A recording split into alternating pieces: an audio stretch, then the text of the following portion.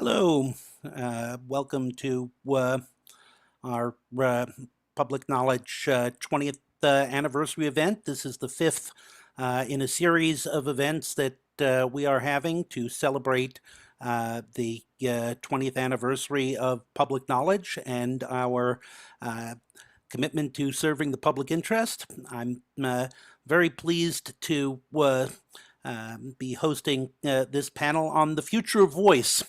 Not so legacy after all. We talk about legacy and the legacy networks, but the fact is that voice is and remains a critical service.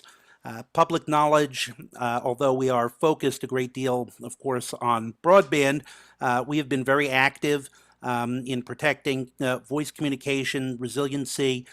This includes everything from competition in mobile wireless to network resiliency and reliability. Starting in 2012, 2013, a combination of the FCC's consideration of how to phase out the public switched telephone network, the PSTN, and the results of Superstorm Sandy prompted public knowledge to become involved in what was at that time called the tech transitions, which is the name given to the general transition of wireline services from the traditional circuit-switched copper-based network to IP-based networks over a variety of media, some of them, copper, hybrid fiber coax, fiber, and we then had a lengthy FCC proceeding spanning a number of years where we, public knowledge, argued that this transition needed to be based on a set of fundamental values.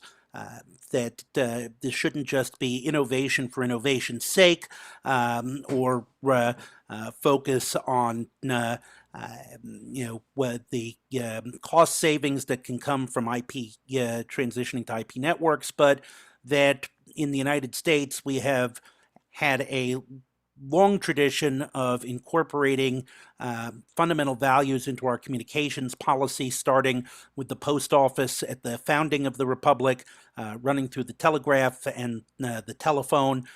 These include universal service, competition, consumer protection, and public safety.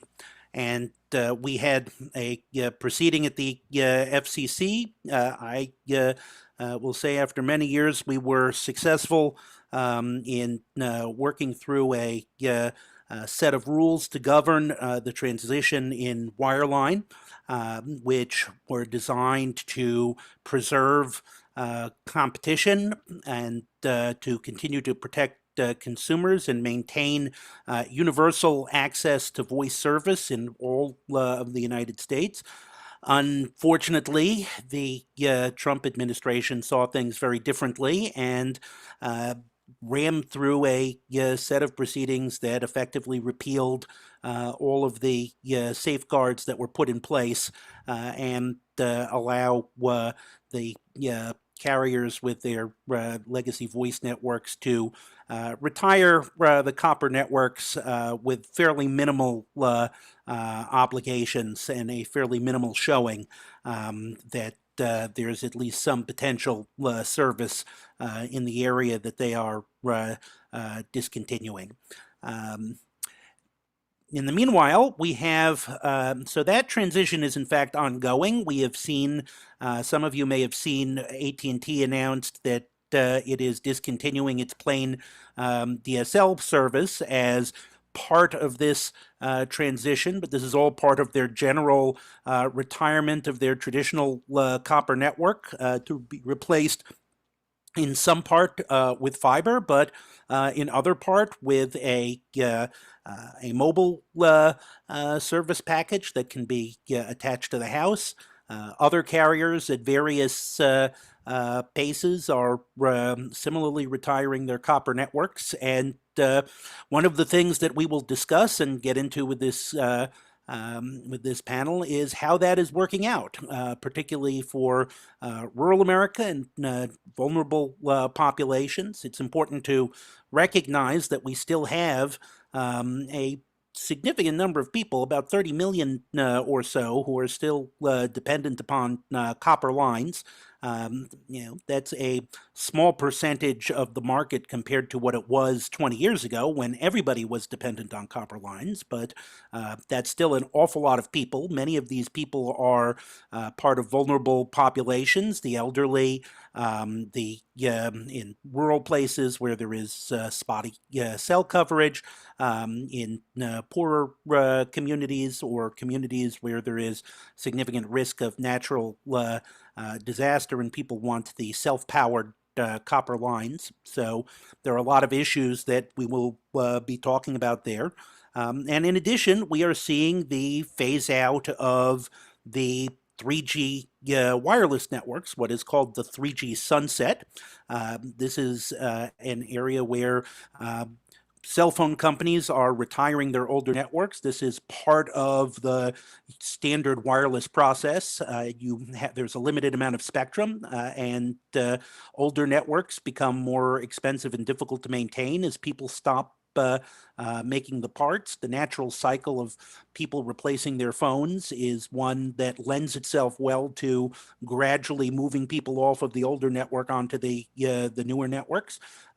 But the networks are still being used, and this is the first time that we are engaged in a transition and shutdown of cellular technology where we have not had any sort of FCC involvement or oversight. This is, at the moment at least, entirely industry driven, and we are seeing already a lot of concerns around that. The alarm industry has filed a petition with the FCC asking them to require AT&T to slow down its shutdown, which is scheduled for the end of this year because they have many alarm systems that are still dependent on 3G network. That they haven't been able to upgrade as a result of COVID and chip shortages. There is a dispute between Dish and T-Mobile over T-Mobile's plan to shut down the Sprint 3G CDMA network, which forms the basis of the Boost network that Dish acquired as part of the T-Mobile Sprint deal. There are a number of concerns about that and a lot of back and forth. That's currently being reviewed by the Department of Justice and the California Public Utility Commission, but not the FCC, which has not elected to become involved. So we have a lot of transitions going on over the voice network, which is really the core of what the FCC was formed to do. And at the moment, not a lot of FCC oversight or involvement. So that raises a number of questions. We have a panel of experts here who we will discuss this with. If you have any questions, please use the Q&A section at the bottom of your screen. I will run through some introductions now, and then I will proceed to ask the panelists a number of questions before we get to questions from the audience. But again, if you do have questions, you can enter them in the Q&A at the bottom of your screen. Just click on that. You can type in the comment, and hopefully we'll have the opportunity to address those. If you have in mind somebody specific for the question, feel free to say so, but all questions are fair game for everyone. I will also mention, in what is perhaps a important example of the ongoing importance of voice and the problems of broadband connectivity in this country. Craig Settles, who is our one of our panelists who specializes in rural communities, has dropped off for technical reasons and is trying to dial in. So hopefully he will be able to join us. If he does, just so I don't have to pause to introduce again once he's here, Craig Settles conducts needs analyses with community stakeholders who want broadband networks to improve economic development, healthcare, education, and local government. Since 2006, Mr. Settles has provided community broadband consulting service. He hosts the radio talk show Gigabit Nation and is director of Communities United for Broadband, a national grassroots effort to assist communities launching their networks. He is the author of the book Building the Gigabit City and writes a blog of the same name, and looks like he is actually now able to join us by phone. And so thank goodness for voice communication after all. Also with us today are Nell Geiser. Nell is Director of Research for the Communications Workers of America, where she coordinates the union's telecom policy initiatives to achieve universal, affordable broadband access. Nell has worked in the labor movement for 15 years and is a chartered financial analyst. CWA represents telecom workers nationwide at AT&T, Verizon, Lumen, Frontier, Windstream, Consolidated, Cincinnati Bell, Altus, and other providers. And finally, we have the Honorable Mignon Clyburn. Mignon Clyburn served as an FCC commissioner from 2009 to 2018, including being the first woman to serve as acting chair or chair in any capacity from May 2013 to October 2013. Before that, she served 11 years on the South Carolina Public Service Commission and was chair of the South Carolina PSC from 2002 to 2004. Today, she is the principal of MLC Strategies, LLC. Full disclosure, among her clients are T-Mobile and Encompass, which is a trade association for competing telecommunications carriers. Thank you all very much for joining us today. Let me start with a question to Nell. So, CWA worked very closely with Public Knowledge on the tech transition proceeding and the transition of wireline networks. We had a lot of concerns. We thought we got a fair number of them addressed until the Trump administration reversed them. We're now 3 years into the deregulated tech transition. So, can you talk about what some of the biggest issues are, both in terms of what's happening now on the ground, what are we seeing, and what are we worried about happening going forward? Thanks, Harold. Yeah, CWA is very attuned to the ways in which a transition from a legacy system of rate-regulated incumbents to a deregulated market-based system presents serious risks to the public welfare. And as with the 3G sunset that you talked about, some of the most vulnerable populations may be disproportionately impacted.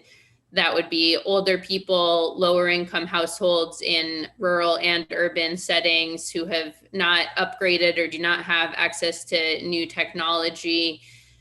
A shrinking share of the market, of course, relies on copper, plain old telephone service, but while it is being gradually replaced, the replacement is not happening at the same speed for everybody. And so there's a lot of impacts around people's individual safety and security, also the ability of small businesses to operate due to the various equipment impacted. You talked about the alarm systems.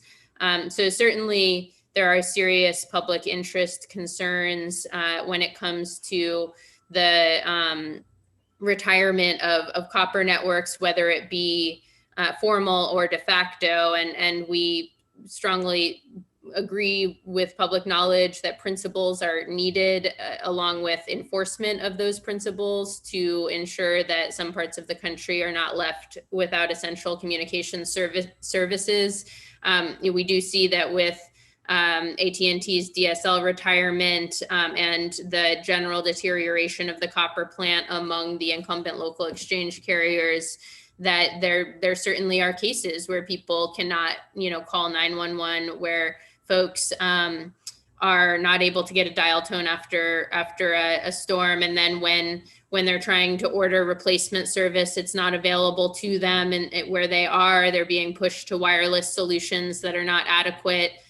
So we hear about those instances from our members, and the principles that were established in the good IP transition rules under Wheeler that have been significantly weakened would require attention to a number of issues when transitioning to a new technology for voice service. So, just to add a little bit to what you already covered, there's network capacity and reliability, there's service quality, there's device and service interoperability, which gets to some of the, the equipment that needs to be replaced, accessibility and service for individuals with disabilities, emergency communications capability, cybersecurity, service functionality, again, with, being able to interoperate with all the necessary equipment, and coverage. So of everyone impacted by a retirement. So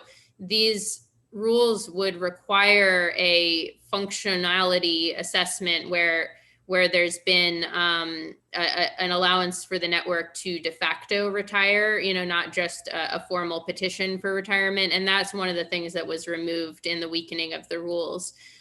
So can you talk a little bit more about that de facto retirement? Because that's kind of a term of art that I'm not sure everybody listening will know what that means.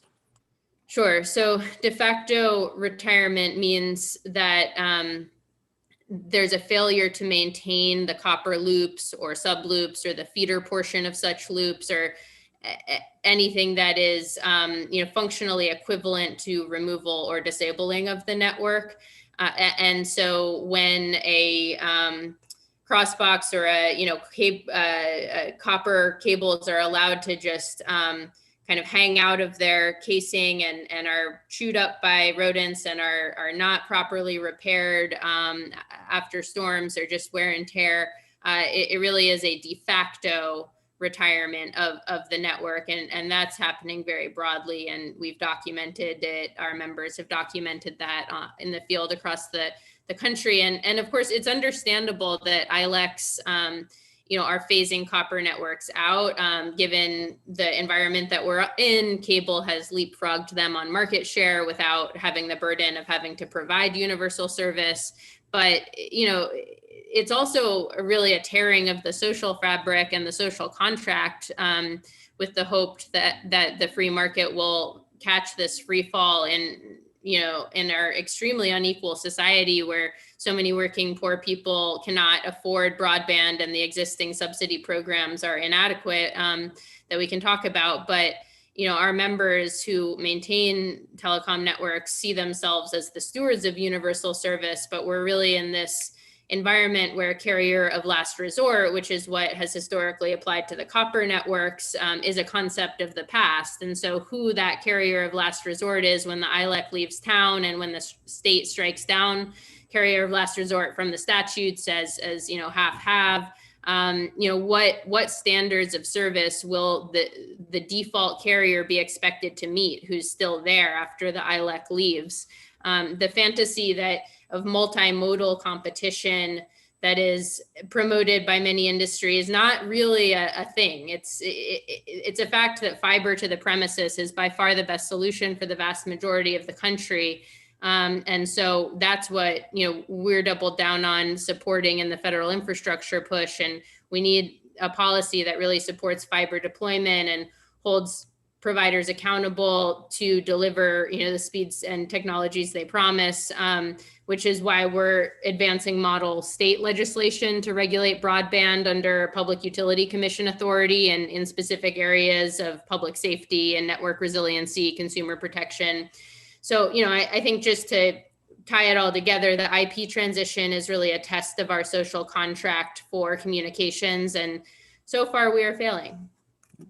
Well, thank you, both for your work on this and for your, answer there, even if, as you say, we're So far, we are failing to live up to our social contract. So I want to switch now to Craig and talk a little bit about the 3G sunset.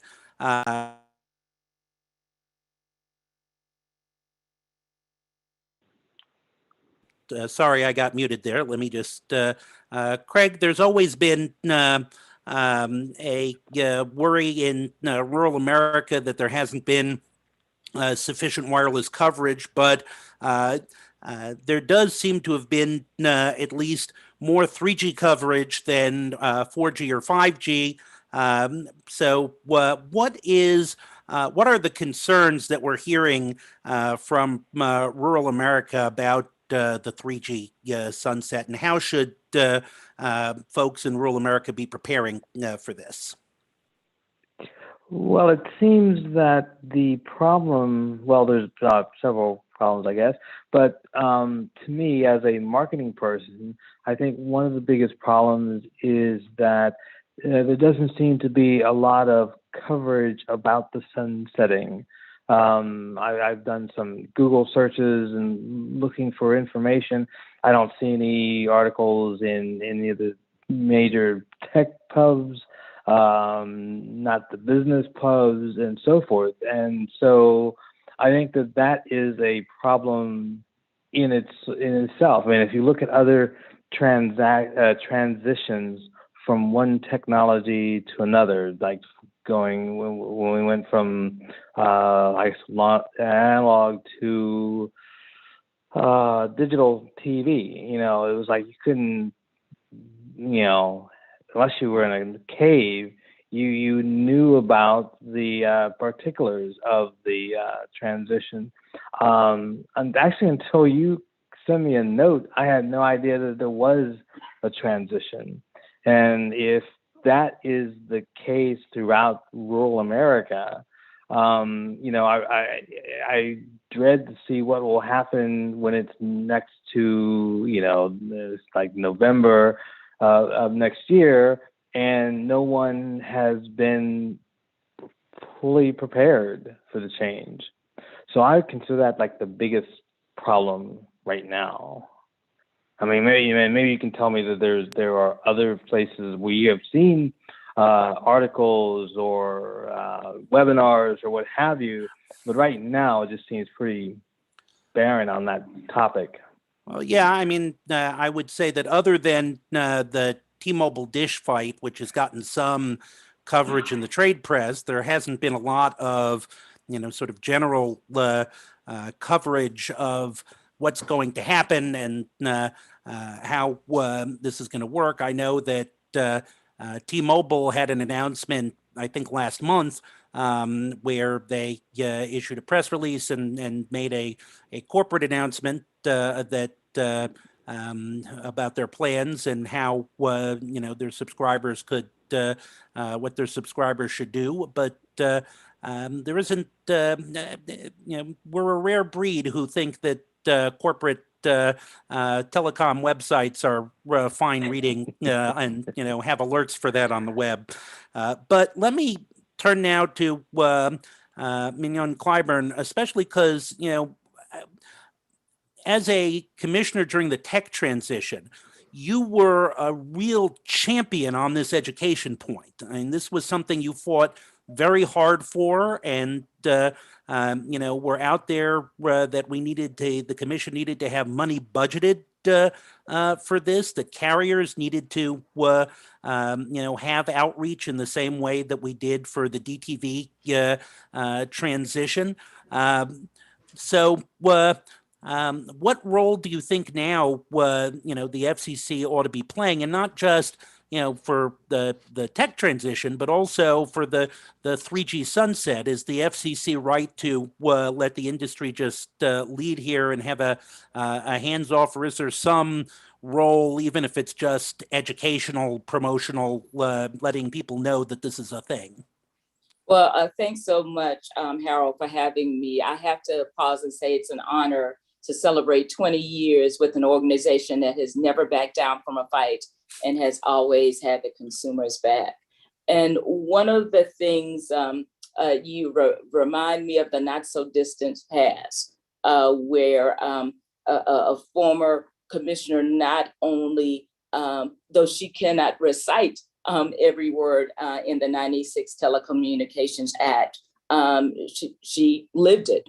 And I fought hard for what you mentioned in competitive competition policy, and those protections to remain in place, because we made a promise that was codified in 96 that there will be competition and there will be protections.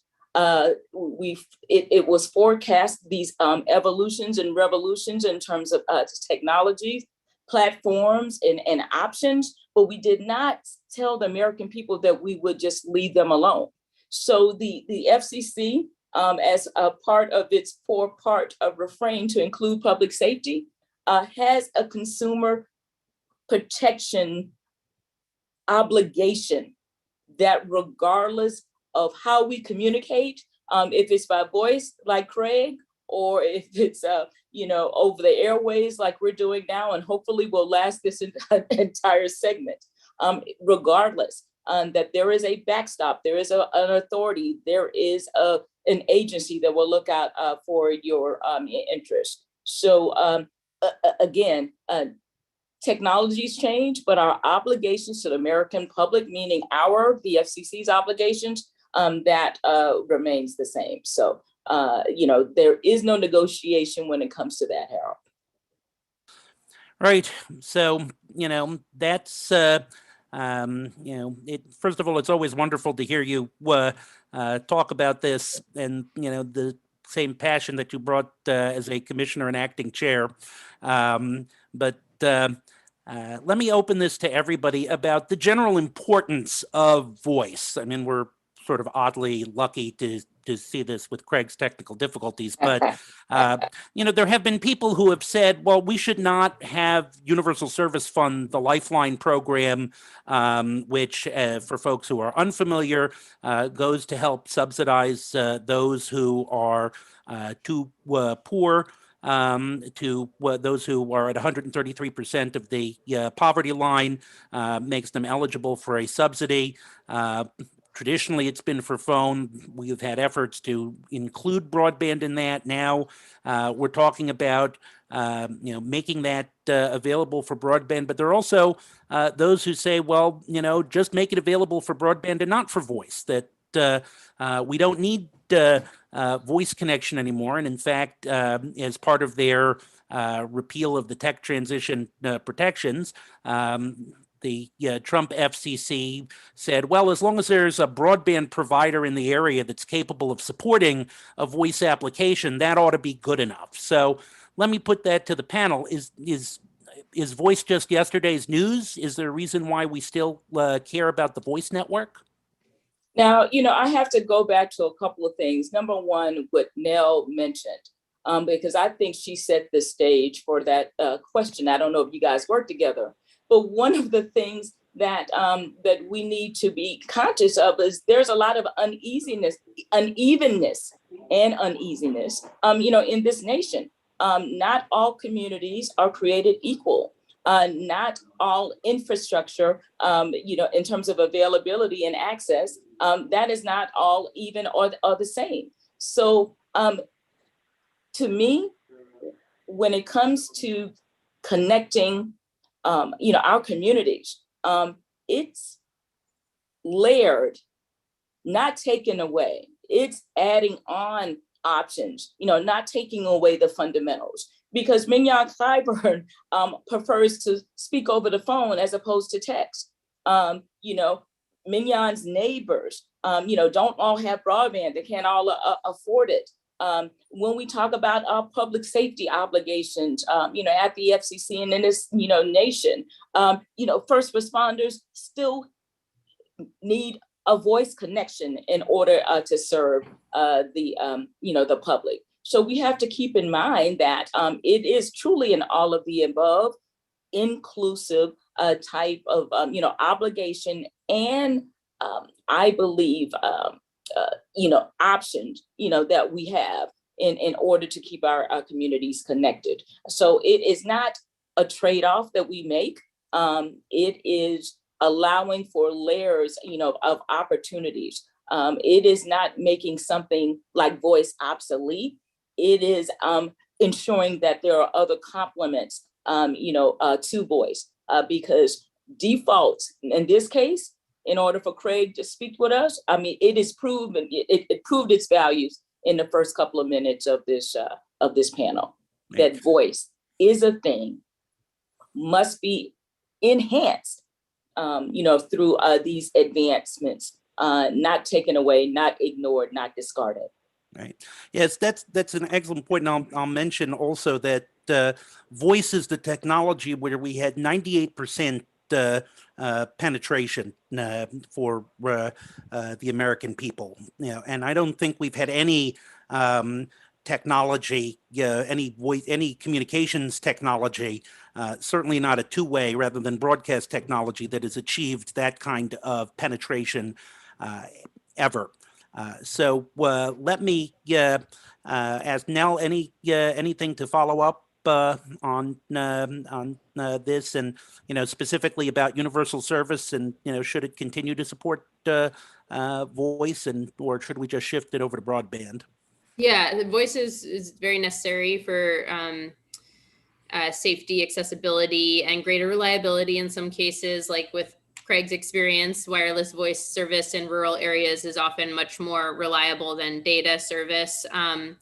A Lifeline subscriber survey in summer 2020 found that when asked which services Lifeline subscribers valued most, more than 2/3 of subscribers value voice, text, and data services equally. So I think that's a really important point. And those respondents are sort of clearly pointing out that data has become equally as important, and there's a false dichotomy between voice and data, which will eventually need to be breached. But for now, we need to recognize that voice still serves this unique purpose and has unique protections that should be maintained and built upon.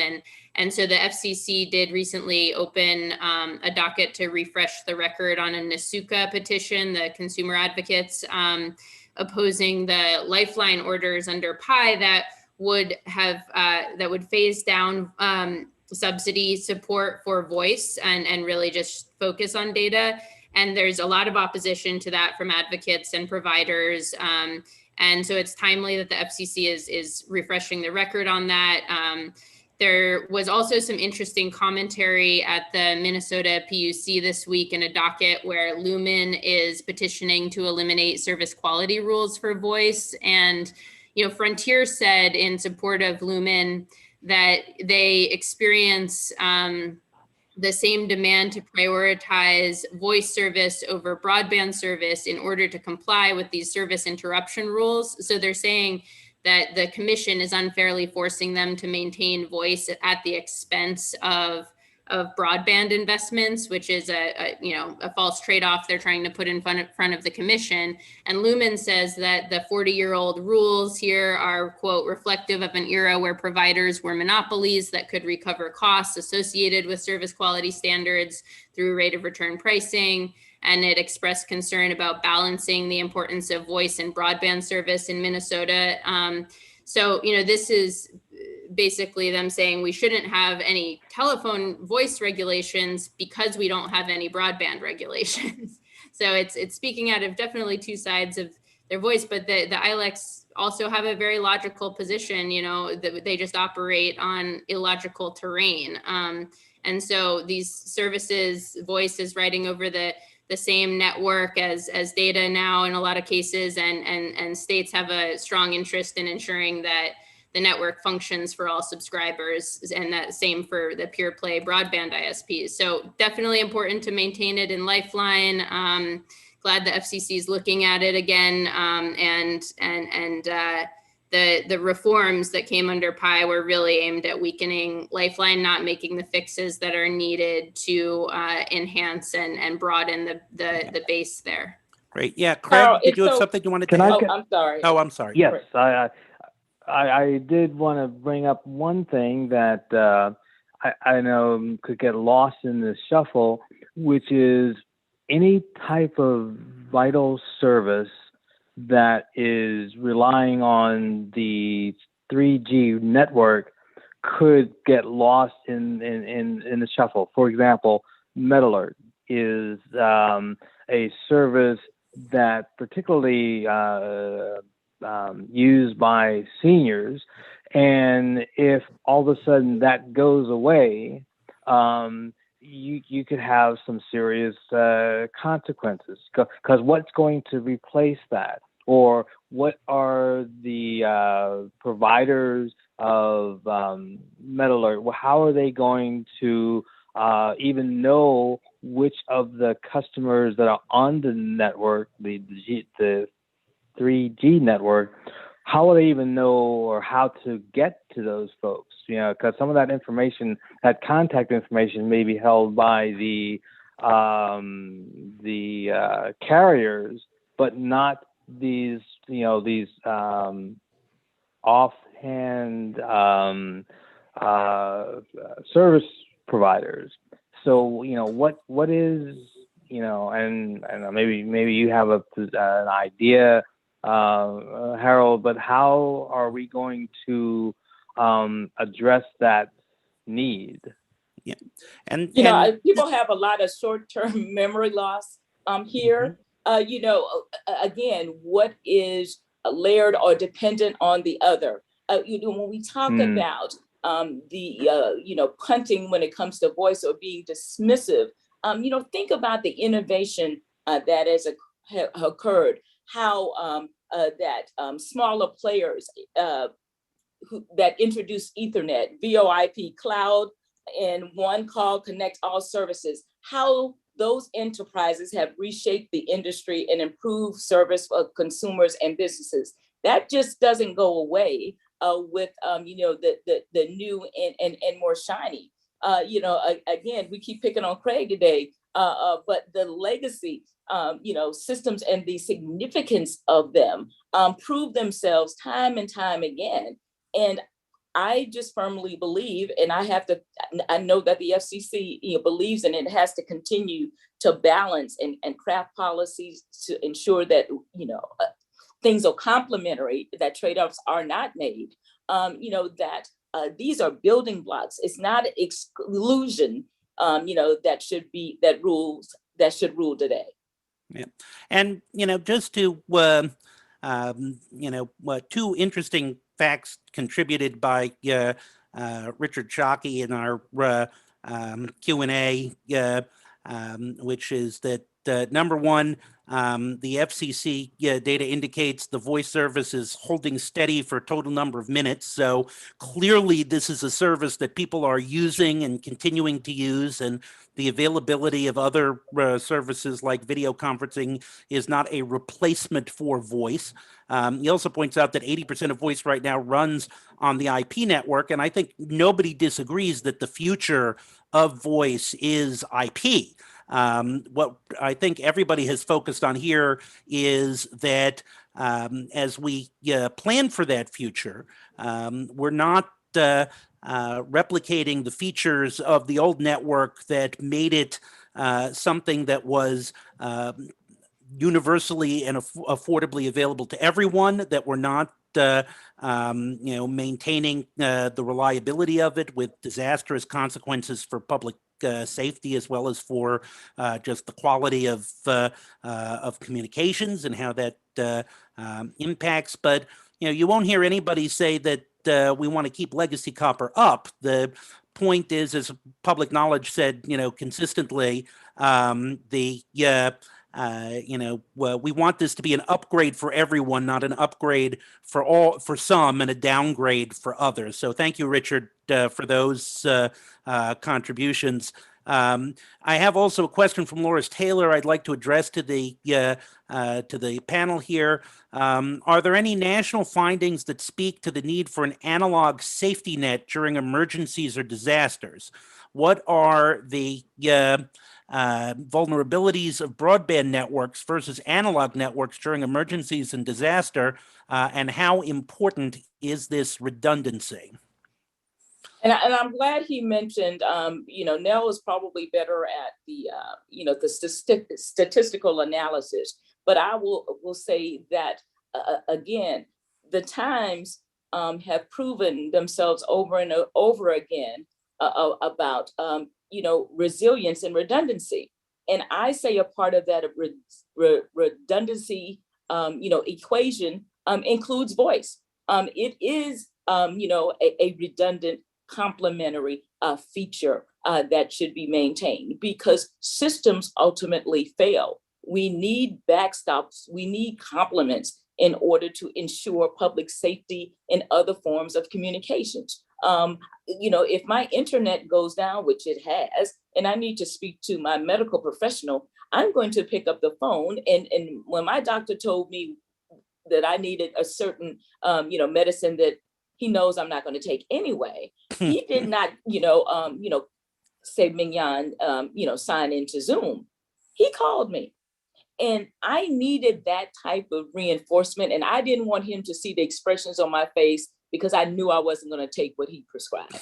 So, these are the type, that's just, a quirky real world example. But to me, it should best illustrate that we do want hardened, more resilient, networks. We do want to get rid of the things that are outdated. But we need to be careful about what that definition of outdated means. That doesn't mean that voice is outdated, those platforms are outdated. It could mean that some technologies like that 3G phone, respectfully, that you might not be able to talk and stream at the same time, or that may or may not have certain 911 capabilities that consumers expect and need, those protections for public safety, that might not exist. I'm not talking about that, but voice is critical, and to even be dismissive of the most consistent and, as you said, most ubiquitous form of communications, the ability for us to continue that, I think is wrongheaded. Yeah. Go ahead now. I just want to add that, I think it's less about analog versus digital and more about redundancy. I've heard from our members about the lack of redundancy around having fiber rings in place and other kinds of backup for when a particular part of the network, for example, a fiber cable is cut, you don't have adequate backups in place. And similarly, there's not a set of standards around backup power for the broadband networks, though that California is leading the way on that. And so the need, when we don't have a self-powering copper network, to ensure various forms of redundancy and backup power to deal with emergencies and outages will be really important and are lacking today. Yeah, and I just want to stress this about power, because a lot of the talk about power, including in California, is about power to the cell tower. But we have to remember that unlike the traditional copper network, where the connection to the home was self-powered, IP networks can't do that. So we right now have simply a requirement that at the federal level that when you switch to an IP network, the provider has to offer you one time at the point of sale backup power availability for 8 hours. And that that was not. It was tough getting that in 2015, and many of us considered it inadequate at the time. There's a lot of concern actually about whether providers are complying even with this minimal requirement, but certainly it's something that whether it's mobile technology or landline IP technology, the need for backup power to the home, not just to the tower, is something that is absolutely critical, and that a lot of people, including embarrassingly some power companies, don't seem to have realized how important all of that is. I do want to ask a competition question, because we haven't had a chance to get to that yet. We, well, competition is an important value. On the wireline side, you have companies like, Sonic and Granite that have used access to copper to build out competing networks. We have a lot of MVNOs, or a lot fewer than we used to have, but we still have on the wireless side. There are a lot of carriers still use 3G networks for roaming for voice because that's a much cheaper network for voice. And frankly, in rural areas, you get there are oftentimes a lot more towers deployed on 3G than there are radios that are 4G or 5G. What are the concerns here about whether the tech transitions are going to be serving competition, and how do we take advantage of this moment of transition to actually help stimulate competition if we can? I have a question, I guess. Where can citizens make an impact on these kinds of discussions? Like, if we're talking about competition, right? So everyone in our circle knows and understands that competition is necessary, and the lack of it is why we have so many problems that we have in broadband and voice and whatever. But how does the communities, how do they affect change? And, I look at Ohio, for example, where the incumbents tried to slip a ban on all things related to municipal broadband, right? And so luckily, the various activists within the state rose up and defeated it, right? But I often wonder, do people have a way that enables them to affect the type of changes that we in this kind of circle advocate or support? I think you will increasingly see communities and hamlets really not only speaking to their needs, but proposing different types of public-private partnerships to meet those needs. I can think of, even though we have very restrictive laws in my home state of South Carolina, you've got, what they call internet cooperatives. So some of the electric cooperatives that are really pushing the envelope and working with nonprofits and other communities, and really demanding more digital parity at home. So you're seeing states hiring more CTOs and broadband officials that are really addressing and are being more transparent than ever before about where the problems are, what they need, and certain price points. So what I am seeing on the ground is a very more bold attitude and more demands of state legislators, and a little bit of retreat with some of the laws that have been in place in, I think, 30 some odd states, pushing back, like you saw in Ohio, that if the incumbents will not, we will find a way to.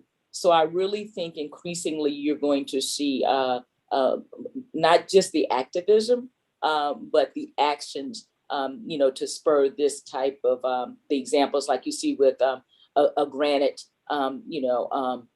who saw a disconnected market and went after it, and the Sonic, who's offering gigabit speeds for $40 a month. All you need are, a few examples in other jurisdictions, and others will either follow or will push their their lawmakers or regulators to enable the same. Yeah. I would point to the middle mile initiatives that states are also developing, because I think some of what, Harold, you're referring to is a wholesale approach to competition and making existing physical networks accessible to competitive carriers of various kinds, whether it be the MVNOs on wireless or a future kind of CLEC that would be more along the broadband type of things. But I think competition has failed to achieve universal affordable service. It has been a grand experiment of 25 years that has also been hamstrung by the rollbacks and court battles that have kind of undermined the intent of that original wholesale competition vision that Mignon talked about trying to, preserve at the commission. And so, if we don't have a system in which there's protections of the public interest or protections for wholesale competition on these natural monopolistic physical networks, we're shooting ourselves in multiple foots. Yeah. So I'll just say, from our perspective of public knowledge, we view competition as a value, for its own sake, not because it, provides a lot of benefits to people, and not as an excuse for inaction by regulators to protect consumers and ensure universal access.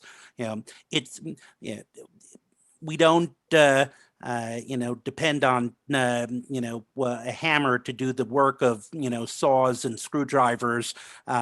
We shouldn't depend on competition to do work that competition is just simply not suited to doing. But that said, where we can achieve it and how we can encourage it is vitally important. Harold, I'm glad you mentioned that, because I was going to go back home again and affirm that an activist FCC is needed more than ever before. The agency, as you know, has a vital role to ensure that consumers will continue to be served, regardless of what phase in the transition we are, that they're competitive. That's one of the 4 refrains, right? In terms of, competitive options, ensuring that we have access to advanced, services, public safety. The commission cannot afford to be passive. It should monitor and serve as that safety net, that regulatory safety net, if problems arise, and it should address barriers to competition. And to me, the last thing I will say this, and I've been saying this for a while, everything we do should be needs-based.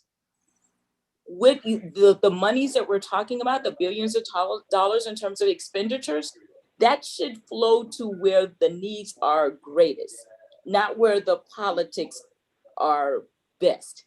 And so, I'm just, I'm taking off my consultant hat and putting back on my, regulatory public interest hat. That, again, when we talk about the public interest and agencies, government agencies that help facilitate and look out for the public interest, we need to, cast certain things aside and really address the needs of those who are on the wrong side of the digital divide, who are vulnerable in a whole host of ways, and ensure that these transitions help and amplify the positive, but not take away things that are critical, like voice, that I think are not only a public safety necessity, but a mental and physical necessity too. Yeah, we're at 5 minutes to the end of the hour, and I think that was an incredible way to close things out. But I will just add that I think a lot of the problem right now, to go back to Craig's original question, and actually the first point that Craig made, is that this stuff is happening in shadows, not that it's not covered by the press. People don't know about it. When you tell people about it, they get very angry. And where people are losing connectivity, they're like, what the hell? Why? My parents were able to make, phone calls every day and they got through. How did we get to be, worse at this rather than better at this? And the answer is because we've made bad policy choices. So I want to thank everybody here for coming and the work that you have done, all of you, and continue to do. And I just want to say this is one of a series of events that we are doing to celebrate Public Knowledge's 20th anniversary year. We've been pleased and proud to be part of the public interest community and fighting for the public interest agenda here in Washington, D.C. And our next event, I think we have a